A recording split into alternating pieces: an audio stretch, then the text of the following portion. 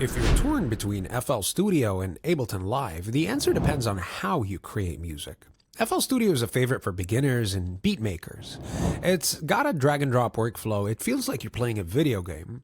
It's incredibly easy to lay down melodies and drums super fast. You also get lifetime free updates with a one-time purchase, which is such a huge deal when it comes to DAWs.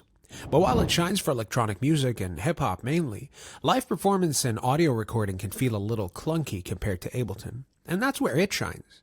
It's built for speed and flexibility, especially in live settings. So if you want to make beats, I'd certainly advise FL Studio, but if you want to make music that then you can play live and mess around with it live, Ableton Live, it's in its name, which is why DJs in electronic performance swear by it.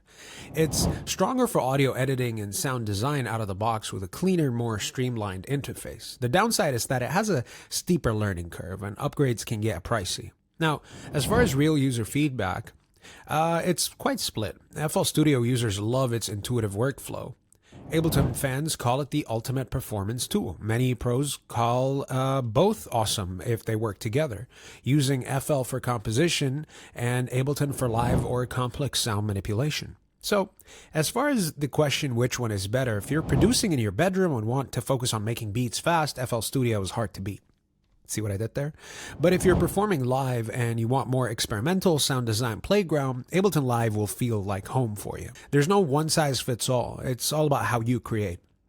Do you want me to break down their stock plugins or perhaps show a side-by-side workflow? Drop a comment. Let's dive deeper. And hey, don't forget hit that like button and to subscribe. I'll catch you in the next one.